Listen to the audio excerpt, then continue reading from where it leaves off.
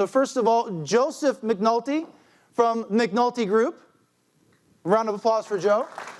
Doug Beichley from Populous. Randy Vataha from Game Plan LLC. And lastly, Lyle Eyes from Evercore. And I'll sit over here on the end. Thank you, gentlemen. So, welcome to St. Louis. Thank you. First question. Oh, we have the band back together, by the way, with apologies to you, Doug.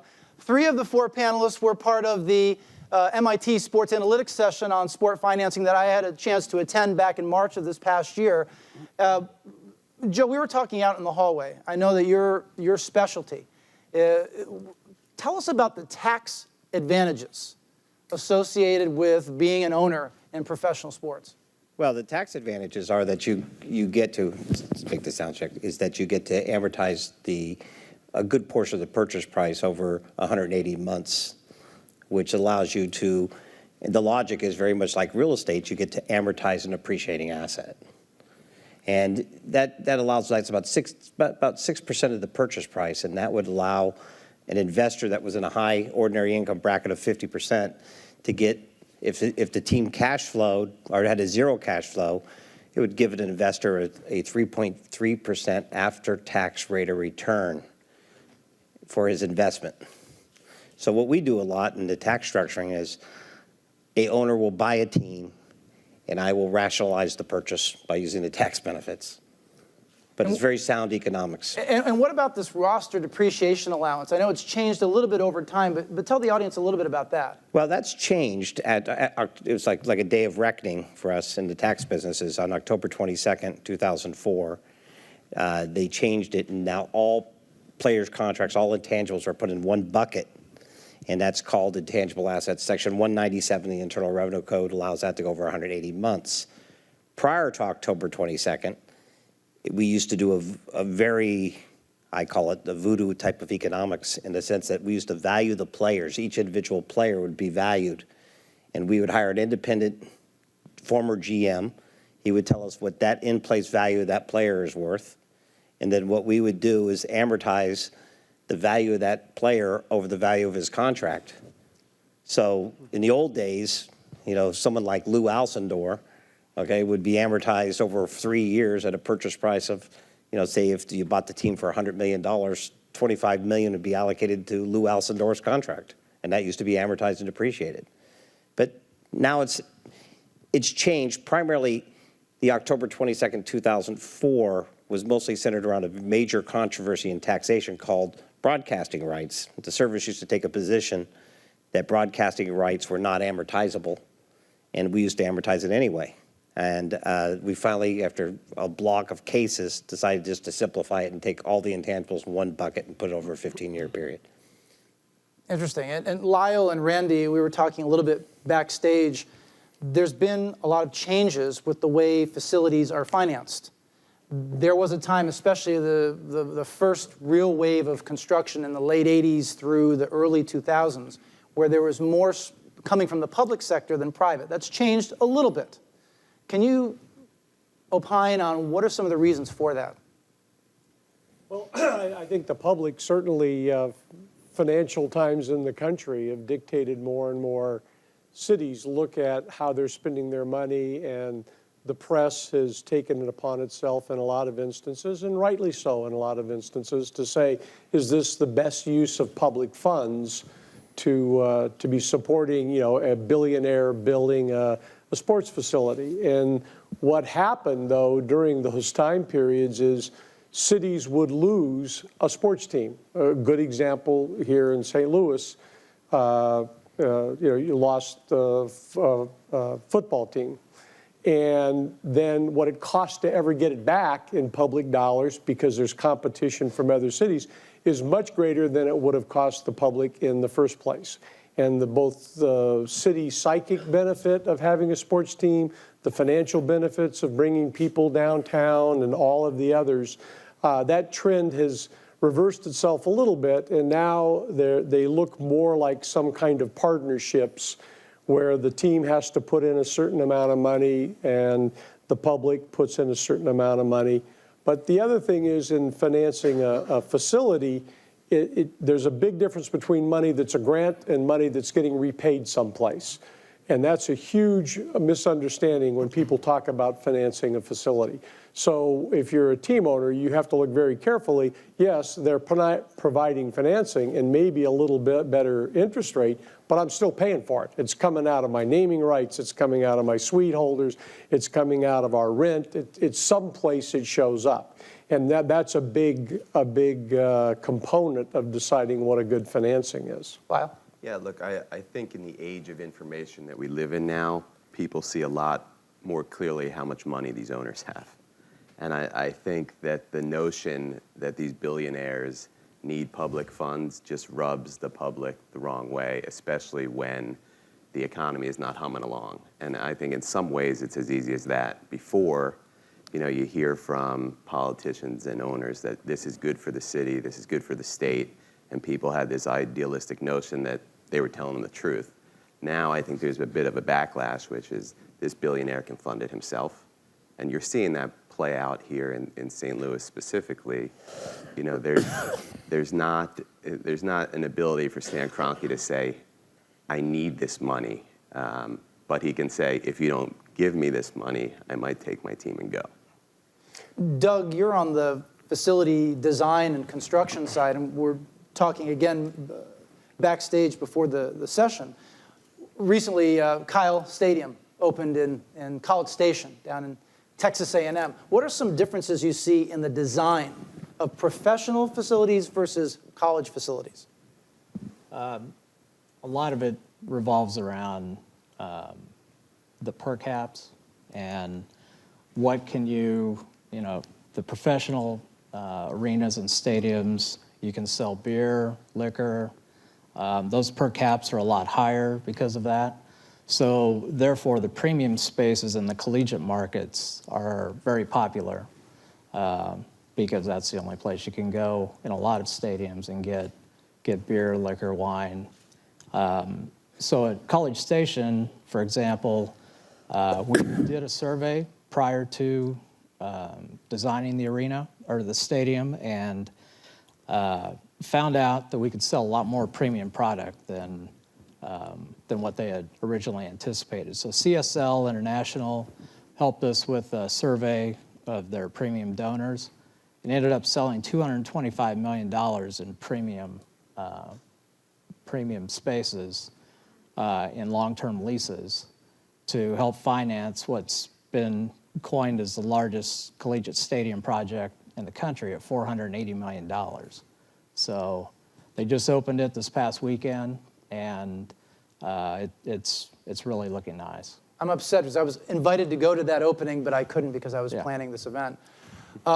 Do college, and this may come up during the college session around 10:50 this morning. Do colleges come to you and ask you that question about what are the expectations about the per cap? Because there are some universities, strictly for financial reasons, right, that now do offer beer sales at their stadium. So do you ever have someone, a university, coming to you asking for that kind of consultation? Oh, absolutely. And so we don't do that consultation ourselves. We'll reach out to Legends or CSL or some of the people who do the feasibility studies, and they'll determine what the right mix is. Often they're finding that they can sell a lot more premium, more suites, more club seats. One item that's really popular is loge box seating now. It's a price point that is a little bit less than the cost of a suite, but you get a lot of amenities, and it's pretty flexible. You get wait service, you have your own TVs, you can watch other events while you're watching the actual game, and it's been hugely popular in NBA, Major League Baseball, NFL, and MLS now becoming more popular, and the collegiate facilities. We need to come back to you to talk about Sporting KC's facility. I know you know a little something about that being in your backyard, but let me go back. We talked about this beforehand. What is it that makes the valuation of a sports franchise so different than valuing a non-sports asset? Look, at a certain point and a certain amount of wealth, there's only so many toys you can buy, right? And your friends can have the same boat or the same car or the same big house. Your friends can't necessarily own an NFL team or an NBA team. And that scarcity value, at the end of the day, it goes back to economics, drives a lot of it. But the trophy nature of the purchase is unlike any other. That said, the teams are getting so valuable today that the majority of the people who can afford it seem to be financial Is the media professionals. revenue the biggest driving force, would you say? Yeah, I mean, look, they are media assets now. The television deals is the lion's share of the value. You look at the NFL, and the stadium economics are a big driver of differentiation, but an NFL team's value is derived from their cut of the check they get of media. In the NBA and the NHL, you have a national deal, but you have a local deal as well, which is why you see such differences in the values of teams. But there is a different way to value sports teams, and it's primarily how bad do I want it and how much money do I have.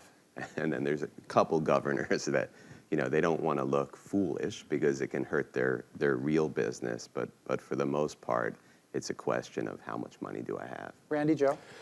Well, one of the things I've learned over, unfortunately, too many years in this business is that these are incredibly safe assets, and they've become more and more safe over time, given the collective bargaining agreements that put salary caps on them.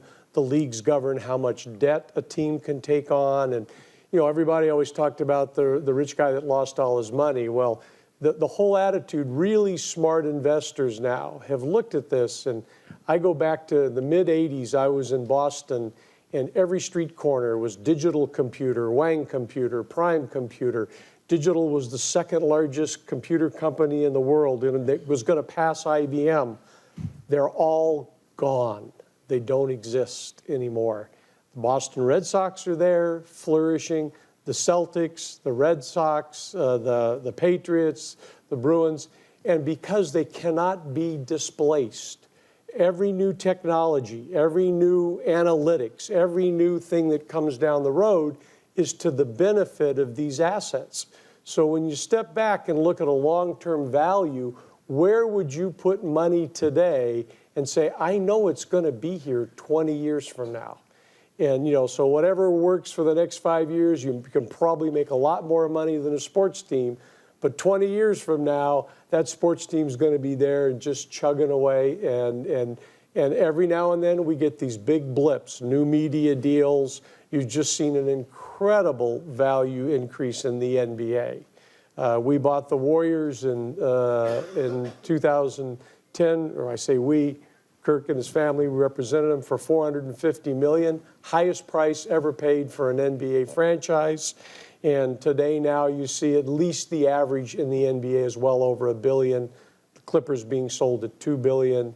I won't estimate what the Warriors would be, but it would be closer to the Clippers than anything else. So people are finally figuring out the value of these assets over long term. We talked about intangibles, right, Joe? Well, we talked about intangibles, but one thing else about the sports business, which is now kind of shaking in the estate and gift tax arena, is that we're not seeing any control or minority interest discounts when it comes to sales of sports franchises.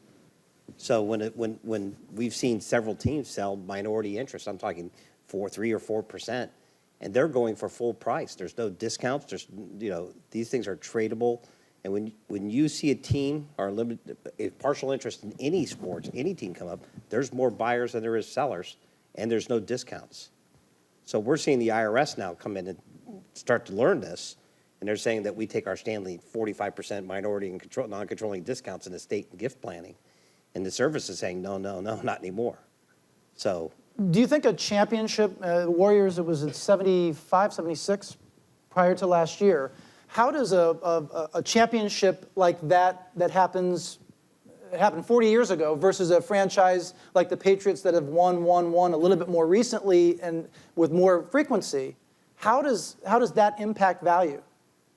Will they see a bigger spike potentially? It's a short-term spike. I mean, if you do all the math and all the analysis, what ultimately determines the value of a sports team is its market. Because owners come and go, players come and go, anything can change. The one thing you can't do is drop 10 million people into the market. They're either there or they're not. And if they're there, you take the Warriors, been to the playoffs once in 16 years when Joe and his family acquired the team, and still sold for a record price at the time. And if that had been the Memphis market, no chance. The Bay Area market, and now what they've done is created an incredible organization that's brought the value of that franchise up to the market potential. Doug, how has technology impacted your work with Populous in terms of facility design? Well, like at Sporting KC, for example, Rob Heineman and Cerner Corporation, they've really enhanced the technology. They have their own apps that when you go to the game, 90% of the people that are in attendance at a Sporting KC game have the Sporting app. They can track, what concessions you're buying. They can check trends of, are you watching the game? Are you staying in your seat? Any photographs you take become their property as part of the agreement. And so if you have a nice shot on goal, you automatically have, probably 80 different shots that you could use for media purposes to show that goal, and whether it be a video or so they've really taken it to the next level. You can there's some others. The 49ers are now doing that, and other teams are doing that as well. And more generally speaking, when someone comes to you and wants to build a facility, and again, it may differ between pro and college, but what are the critical design aspects? What are the 3 or 4 features that a new facility today has to have? Well, you have to create a great experience, fantastic experience. And to do that, social spaces have become a lot more important. Rather than sitting in your seat for 9 innings of a baseball game or 4 quarters of a football game, people are wanting to move around and have different experiences. So, for example, at Coors Field, we redesigned the right field stands into the rooftop. Very popular. It's the most popular place in the stadium now. It used to be where nobody would buy a ticket. And so we've taken these areas that have not been used, repurposing them. Kansas City has the craft beer experience. Used to be a club and enclosed club space in the left field line. And their revenues in the first 2 months exceeded the whole previous year from doing that. So people want to be outside and be able to experience the event, but also, have a premium experience. Also, Jacksonville Jaguars, we took end zone seats that weren't being used, and nowhere but Jacksonville or Miami or somewhere in Florida could you put in pools and hot tubs and have that work out. But that place is the most popular place in the stadium now. They do need to improve their team, but Not this weekend. Not this weekend. Another soccer team, Orlando FC, this is their first year. I actually had a chance to go watch them play in May, and I believe it's the old Citrus Bowl. But they're putting a new facility, which you folks are a part of. I understand that they have gone from a public-private partnership to now it's going to be most of it will be financed by the owner. How does that impact what you folks do on the design side? If at all. They'll watch the budget very close, the ownership, and make sure we're doing the right things and getting the most bang for the buck. MLS is really on the rise, and we're working on DC United now, New England, Revolution. We did Sporting KC and Houston Dynamos, and now Orlando and their new franchise. Of course, there's been a lot of talk the last year about the NFL potential team relocation. A couple of franchises have been mentioned, St. Louis, San Diego, Oakland. And speaking very generically and in a hypothetical sense, what are some of the both short-term and long-term gains that any of those franchises would see if they saw themselves ending up in Los Angeles?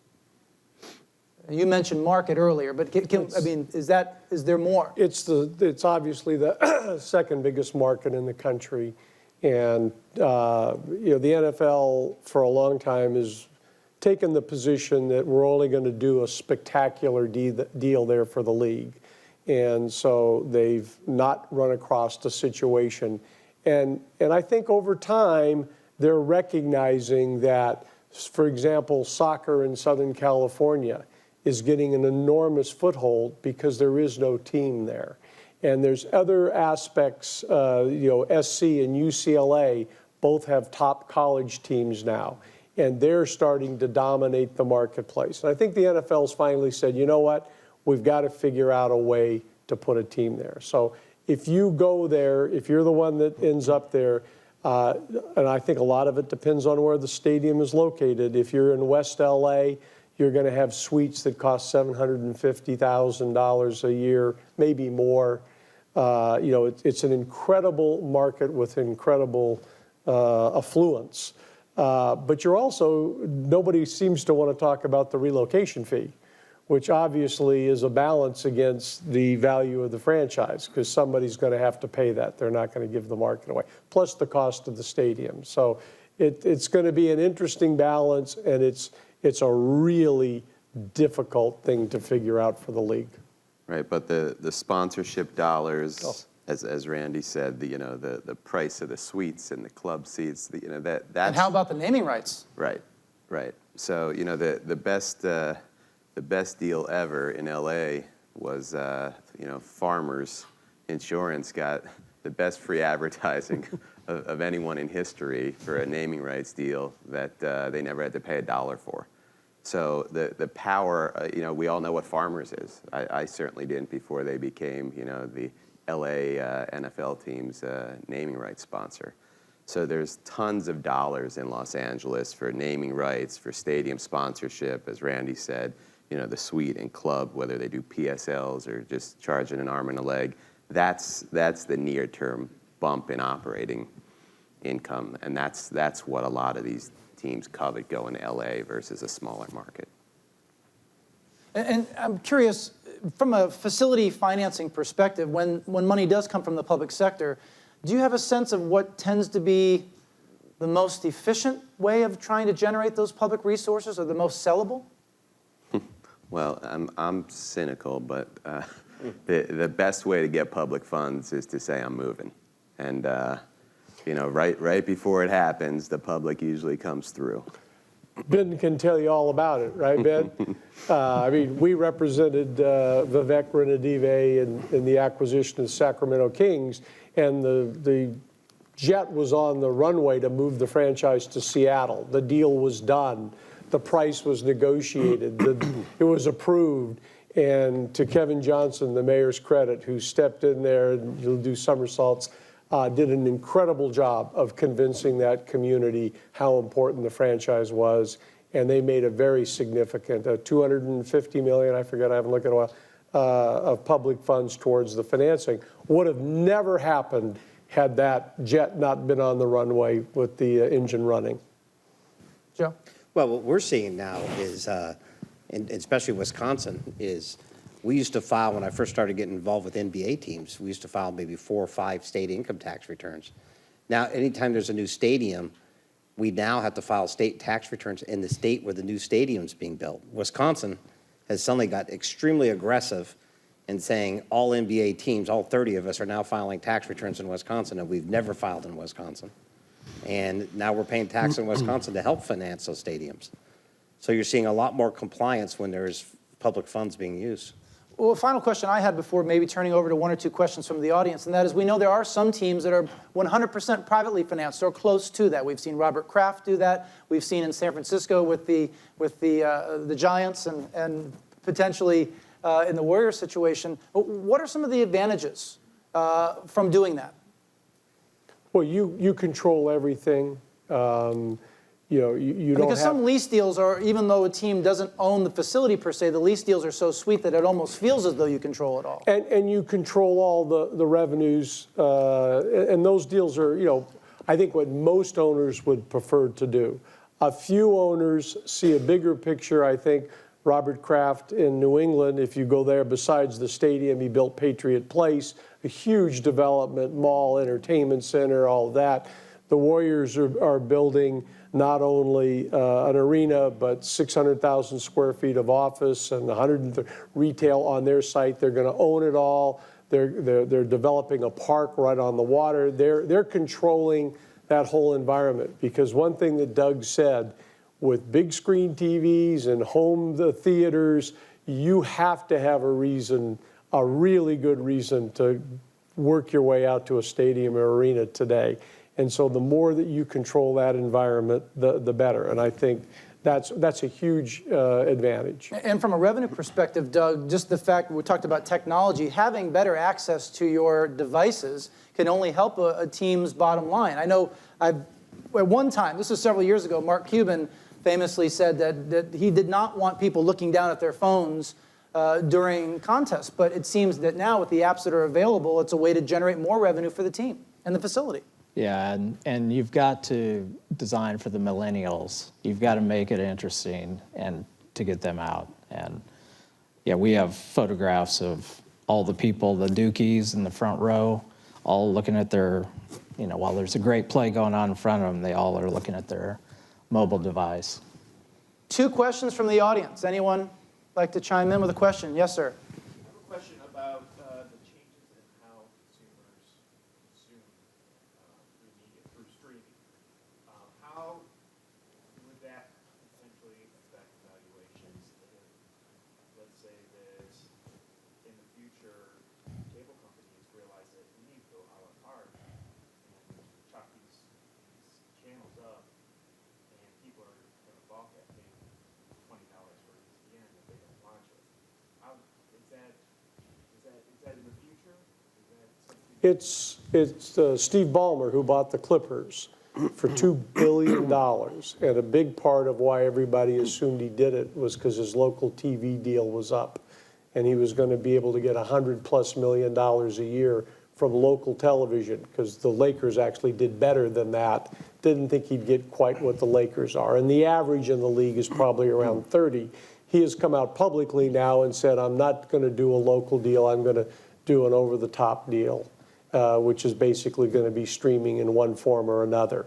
And everybody is waiting to see if he really does it, and can he ever displace or replace the kind of revenues he would have generated with a typical regional sport network kind of deal. Yeah, I think that's Jet on the runway, though. I think he'll come to a local TV deal. But, you know, the teams and the leagues lock in the dollars. It's the distributors that need to figure out how that distribution is going to ultimately work. I think where the teams have a benefit is as the distributors say, I can't afford to pay you this rights fee because consumption is changing and now people want to stream and go on their mobile device. You get new players that come in. So when will Google, when will Facebook be bidding on NBA and NFL team rights? Someday. You know, maybe not 5 years from now, maybe.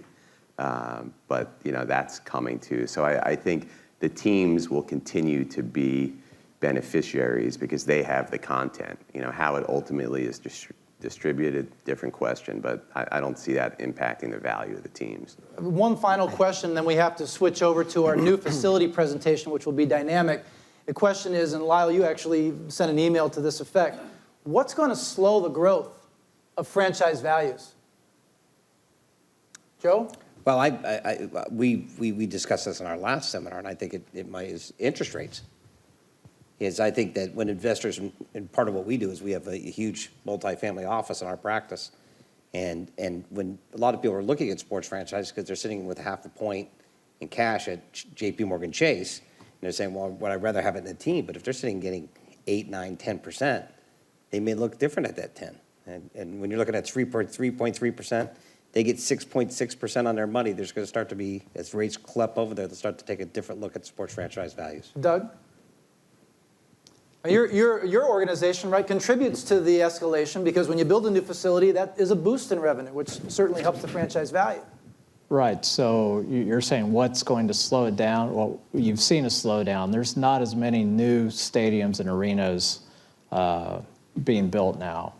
Mostly repurposing and trying to get more bang for the buck out of the areas that currently are not getting the revenue that you want. But there is a slowdown in new facility design and construction. Randy? And I have a quick question for the audience, if I can, at the end. I think it slows down between major events such as new TV contracts, national deals, and collective bargaining agreements. So you typically see the big jump in value when those two things occur. Then they just kind of slip along, and then the next big event, they jump again. I don't see any decline. Yeah, I think the law of large numbers ultimately comes into play. Steve Ballmer could afford $2 billion. Who's the guy who can afford $4 billion? So at a certain point, these things just get priced out. And what's your question for the audience? Quick, anybody? Greatest sports deal, business sports deal ever done? Wait.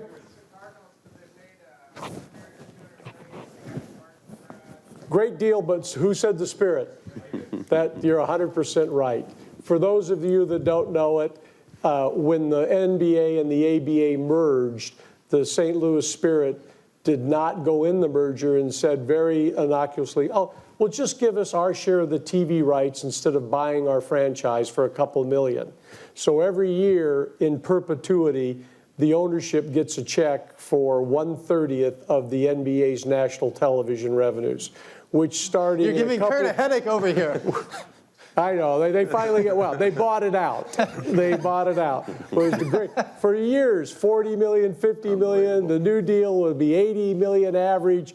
The check just came. Never had to sign a So player. you just stole my thunder. I was told my students, I see students in the audience here, we were going to talk about that next week. So you stole my thunder. But it was St. Louis. I It's couldn't St. pass Louis. it up. Well, let's hear it from